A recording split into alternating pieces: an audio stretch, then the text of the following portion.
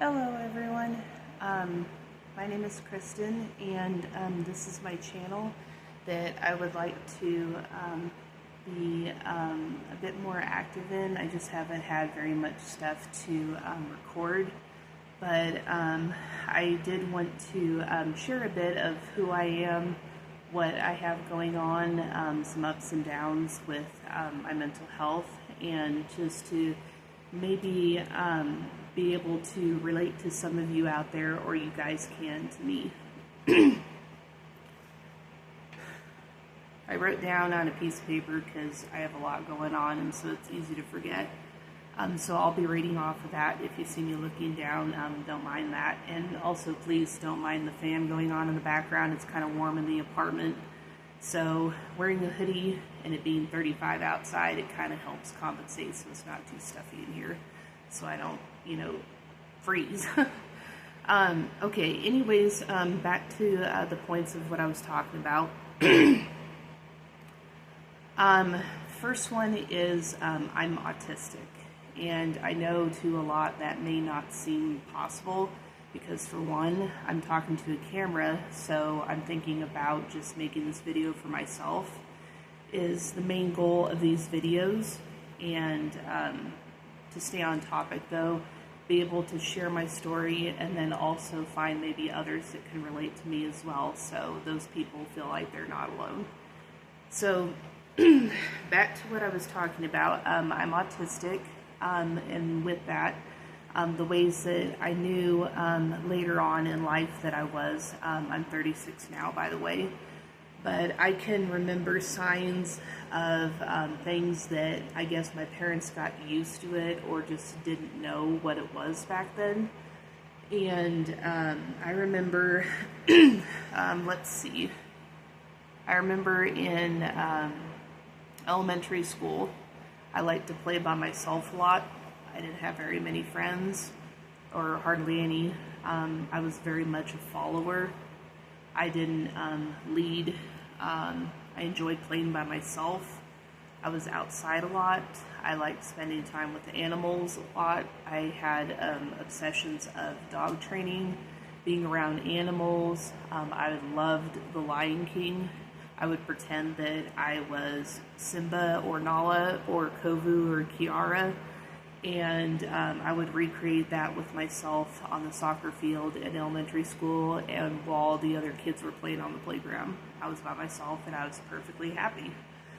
The only times in elementary school where I wasn't was because I got bullied a lot because of my last name. By the way, it's German, so but still, just, kids are mean, kids can be harsh. It was difficult. I started noticing a lot more when you become aware of yourself as a child, that when I was in, I'd say 4th, 5th, 6th grade, I started realizing more of who I was, about myself, about my place with others around me, and it became awkward because I noticed a lot that somehow I was different from everybody else, but I didn't know why. And as time went on, I struggled a lot, and so my parents pulled me out of public school.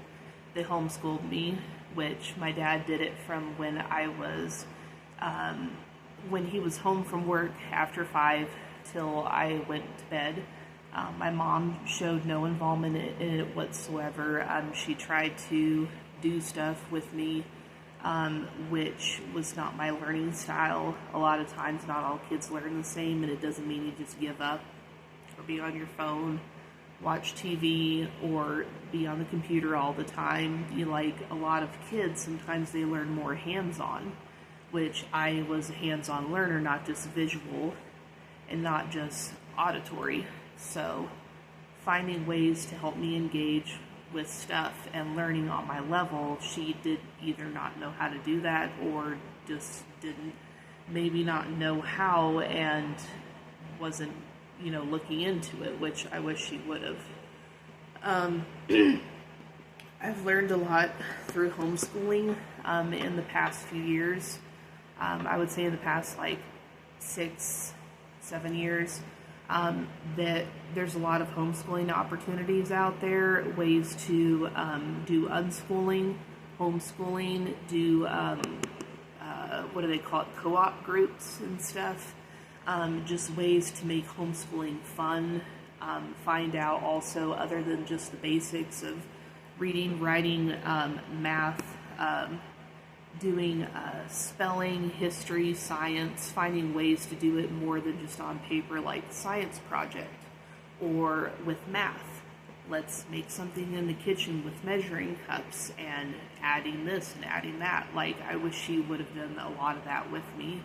But because her and I are both different people, and I'll get into that later, that it was just not something either that she knew that that's how I learned best, that looking in hindsight now, that I would have appreciated, or she just didn't know how to do it.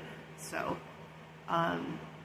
I struggled a lot in homeschooling. I graduated high school, but with my learning struggles in school, which I'll talk about in a bit, I struggled a lot. So if I would have been left to, just my own whatever and had the opportunity, I probably, looking back, would have stopped going to school in first grade, because that's when my struggles started academically. Okay, so next, auditory processing disorder. For me, that looks like if somebody says something to me and they're having a conversation with me and I'm waiting to have my turn to talk, sometimes my brain will just space and I will not be able to control it, and it happens often that I will either not hear what they're saying all the way, comprehend it all the way, be able to absorb what they're saying, and be able to put back an answer. Sometimes basic things I can, but if someone's explaining something, it just goes in one ear and out the other, and I can't help it. Also, I will very strongly feel that I've heard someone say something and they never said that. So my brain in some way misfires to where it's not hearing things the way that it was actually done or said. And a lot of times, like, I'll have to make a list of stuff if somebody needs me to do things. That happened with my job at Safeway. My boss was wonderful. She had me put things down on a notepad, and she also was willing to let me use my phone as an excuse for my disability. I told her I need to have my Color Note app, which you can find on Google Play. There's a checklist part of it, and there's also a list, and you can have it be different colors for different categories, but I highly suggest that too if you have trouble remembering, if you forget easily, if you feel a little disorganized.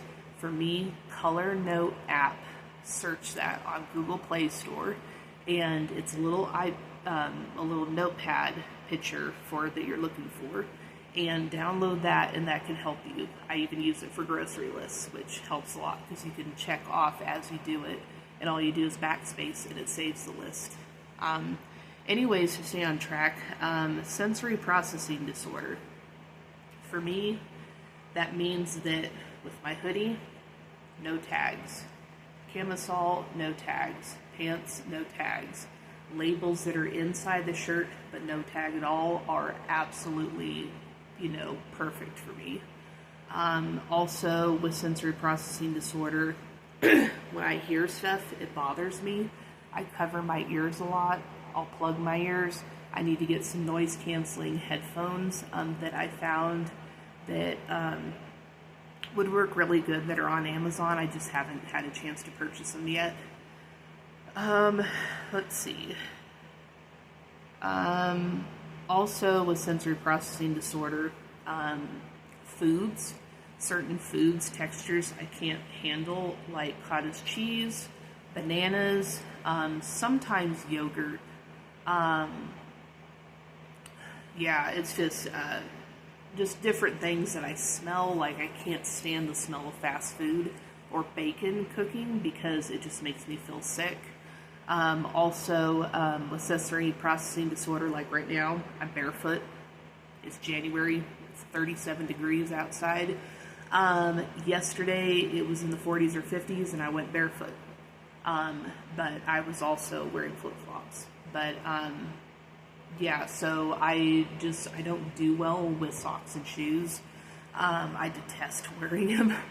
But flip-flops or bare feet, I love. But, you know, at times with the weather, depending on here in Colorado, you just can't get away from it, so it's whatever. But, yeah, so that can make it kind of tricky and stuff, because I don't like socks and shoes. I don't know, they just squeeze, they make you feel trapped. I just don't like anything touching my feet or being on my feet. I hate it. I know as a kid, I used to love, like little kid, little. I used to love taking a bath. I used to love going in the pool at my aunt and uncle's house. Now as an adult, when I've been to that same house for my aunt and uncle in the past, as an adult, I was willing to put my feet in the water, sit on the edge of the pool maybe, but other than that, wanted to sit in the shade under the umbrella at the poolside table. I told my mom I just don't want to go in, and she was like, oh, come on, everybody's going in, you know, don't be like that. And I told her, I said, with my anxiety right now, I just don't want to go in. Please don't push it, okay? I'm not trying to be rude, but I just don't feel like going in the pool. I don't want to get wet. And she didn't understand that. Sensory processing disorder. Also, another thing that could be autistic traits as well. But for me, showers, try to do it, you know, every 3 days or so. And basically, sometimes it can be a struggle. Sometimes it's once a week. Sometimes it's every other week. Sometimes it's every other day. It just can be sporadic. But I struggle with, you know, shower stuff because it's one of those things where it's like you really don't want to go in because of how the water feels, and without having, you know, clothes and stuff and being warm, and, you know, once you're in there, it's like, oh, I don't like how it feels. It's just like pins and needles everywhere. But then once you're in there, then it's like, oh, I've got so used to this, now I don't want to get out. And so it just ends up becoming a stressful thing, and being cold and having to get warm again and get clothes on, it's just really a hassle in my brain to just kind of just go do it, you know. I don't know how to explain it. It just is. Let's see, ADHD.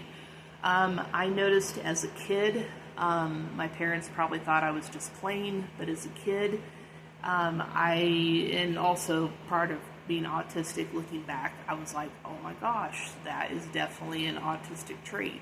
I like to spin a lot in circles, not just in one spot spinning around, but I would go in a wider circle and I would look down while I was doing it as I was spinning.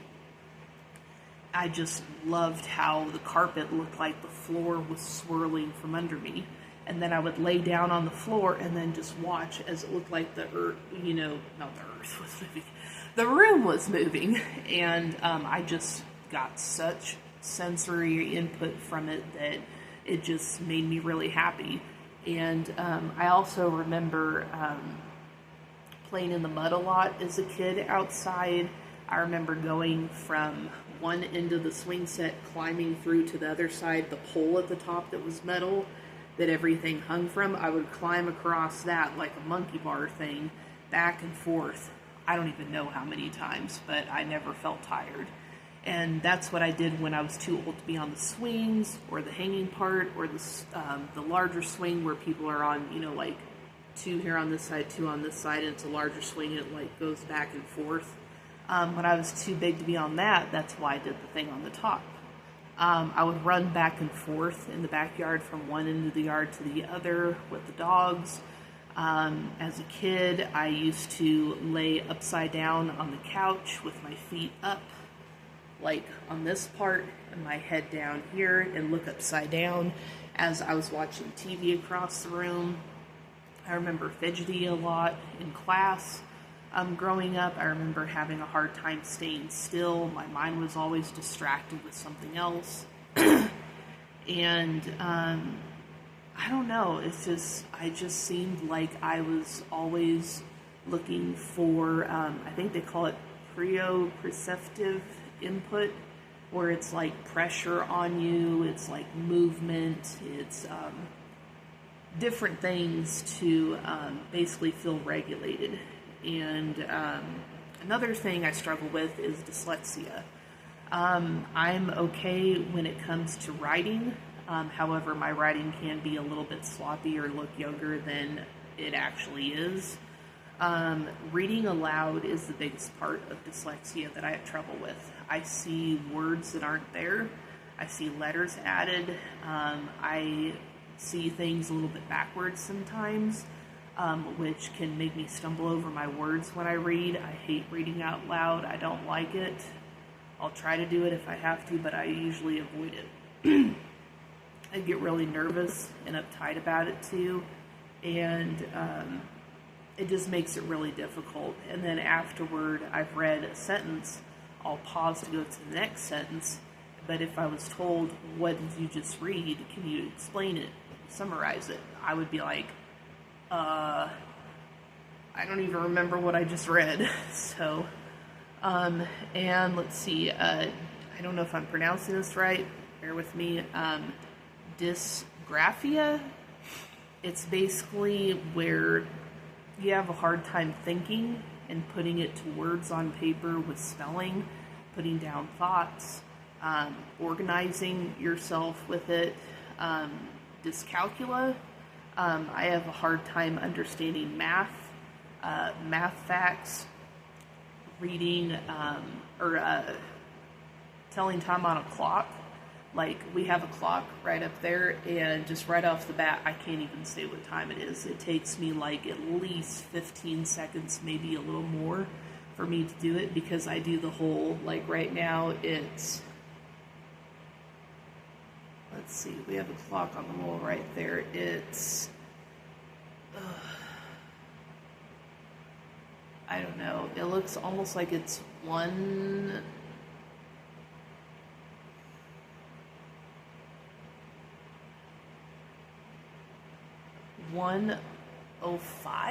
I think. I don't know. Maybe it's 2:05, 2:15. I don't know. But anyways, it has the numbers, it has the hands on it. Myself, when I was a kid, I worked a lot better with a digital clock, or watch, because it was just easier to know. But my parents pressured me when I was a kid to be like, hey, you need to learn this way. Can't always do digital. What if there's a clock that's there and you don't know how to read it? My feeling was, I struggle with it, I'll figure it out, I'll ask somebody what time it is, and they can just tell me. But I have a time on my cell phone now, so that all works out fine. And as far as the math struggles, anytime I struggle with simple math facts like we learned in 1st, 2nd, and 3rd grade, and yes, I maybe know one or two. Other than that, I don't know what the others are, what the answers are. So things like flashcards as a kid, it didn't work. I practiced a lot, didn't help. Went to therapy because my parents could afford it for a short time, but the lady taught me how to count on my fingers. She also taught me how to count dots on the numbers. It was a crutch. It didn't help me. All it did was create more of a struggle. So, in hindsight, that didn't help me at all. What I use on my phone is the app that's a calculator. It helps me with adding, subtracting, multiplying, and dividing. And as far as a timer or stopwatch or alarms, I use that on my phone as well, so that helps me. But I'm making it work, so that's that. And language processing disorder. Back to what I was saying earlier, when I am talking with someone, or I'm listening to them, or I'm hearing something else going on around me, a lot of times my brain puts it into something else and it just misfires hearing it, so it becomes something else, or I didn't catch it quite entirely. So I can have a hard time hearing what someone says and repeating it back to them if I need to, or comprehending it. Next, I struggle with anxiety a lot. I have a hard time with, also with being autistic and sensory processing disorder and that kind of thing, all tied together is I love being at home. I have a tablet, I have my phone, I have my coffee, I have my food, I have my pillows, my blankets, my boyfriend is here, just everything that I need is here. I do not like going out. I do not like going to the stores. I don't like going to social things. I literally, for the most part, have no desire to go out, and I am perfectly happy. Like, I don't feel like I'm broken with that. A lot of people would consider that being antisocial. It's not, okay? Sometimes people, like, it becomes too overwhelming to be out. It can be hard for a lot of people that are not neurodivergent like myself, that are neurotypical, that don't have struggles, to understand that it's not antisocial behavior. It's basically more than an introvert, where I feel like this, this, I don't know how to explain it, like it's my happy place or something, but yeah, I feel content here. I feel happy. It doesn't make me sad. I don't miss going out. People that I do have contact with, I call them. I'll see them once in a while, but for the most part, I like being at home. And, it works for me. Might not work for everybody, but it works for me. Let's see. I have a major depressive disorder. I know from this video. Just letting you know, it can look and be seen in different ways. What I mean by that is a lot of people that have major depressive disorder or major depression or severe depression, all those mean the same thing, just different ways how it's said. But basically, what it looks like is you have a hard time taking care of yourself, you have a hard time falling asleep, staying asleep, you feel depressed throughout the day, or other days you may seem happy and then you crash again and you feel depressed. Sometimes it's brought on or triggered by situations, people, place, things, sight, sounds, smells. Sometimes things just, hit you like a truck and then you're down for a while. Sometimes it can last minutes, hours, days, weeks. Sometimes it can last for 5 minutes severely where you feel suicidal even though you wouldn't actually do it, which I won't, but I'll feel suicidal at times, and then all of a sudden I feel happy and like, hey, it passed, everything's okay 30 minutes later or a week later, and it just doesn't make any sense. So I know sometimes it's hard for my boyfriend to follow what's going on with my mental health because he's learning to understand where I'm coming from. He's very supportive, very loving, very caring, so compassionate, so understanding of what I'm going through. He wants to understand. He doesn't understand most of the time what's going on with me, but I try to tell him as best I can, or I'll say, hey, let's look it up on my phone and learn about it together. But he meets me where I'm at, and I love him for that. He's such a good man. Let's see. Trying to think of other stuff that I have going on. Yeah, I think at the moment, that's all the stuff that I'm comfortable sharing at this point.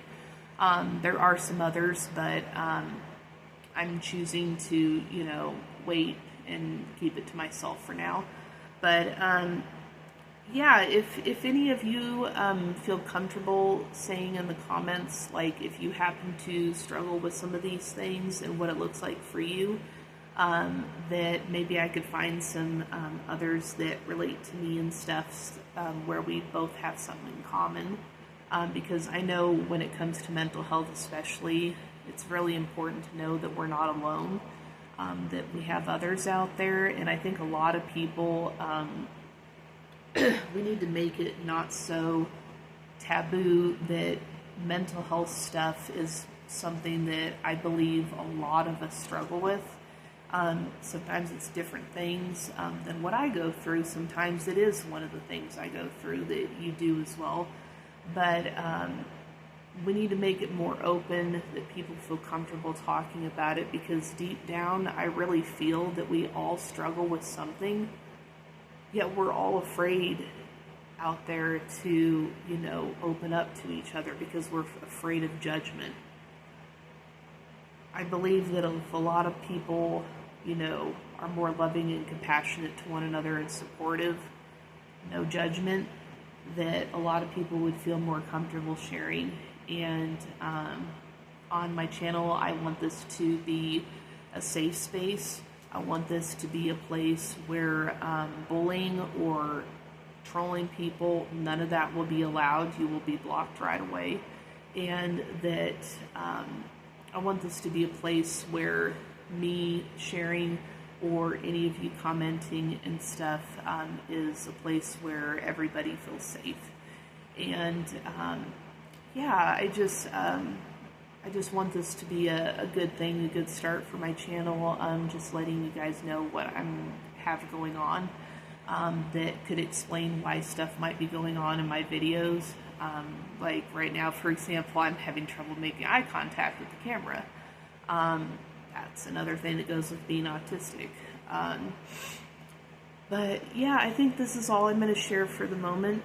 I'll try to post another video soon. I don't really have a schedule on when I post them, so it's just whenever I feel up to doing it.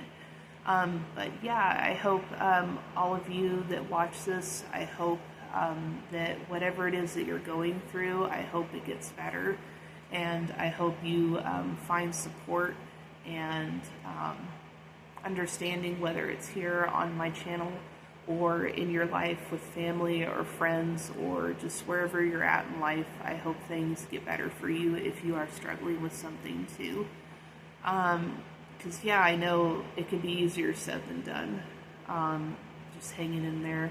But yeah, my thoughts go out to you, and I just wanted to let you guys all know that, you're important, you're loved, you're cared about, and that,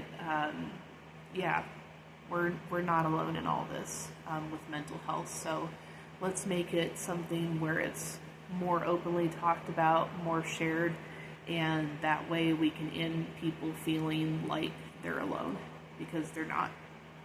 You're not alone either, and hang in there. Bye.